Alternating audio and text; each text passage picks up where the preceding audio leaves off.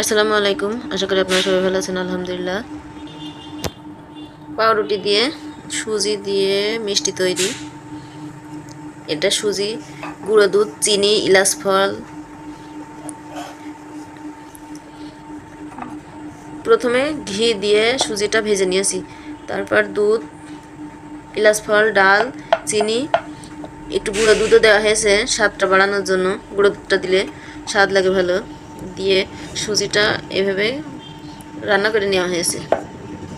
তারপর যে পাউরুটিটা চায়ের কোনা, ওটা চারিদিকটা কেটে নিতে হবে। নেওয়ার পরে এভাবে বেলে নিতে হবে। পাউরুটির উপরে এবার আমরা সুজিটা দিয়ে দেব।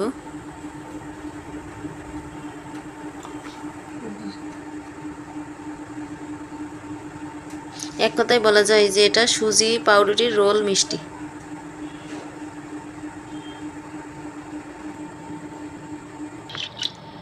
এবার জাল দিয়ে রাখা দুধটা দিয়ে দেব।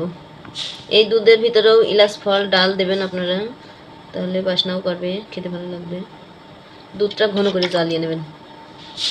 হয়ে গেল ঝটপট মজাদার সুজি পাউরুটির রোল মিষ্টি।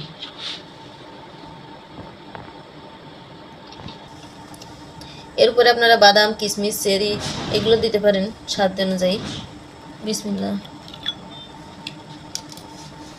এটা খুবই মজা হয়েছে। আপনারা একবার হলেও ট্রাই করে দেখবেন বাসায়। আমার তো খুব ভালোই লাগে। বেশি ঝামেলা না, অল্পতেই তৈরি করা যাবে মিষ্টি রেসিপিটা ভালো লাগলে লাইক, কমেন্ট, সাবস্ক্রাইব করে পাশে থাকুন। আল্লাহ হাফেজ।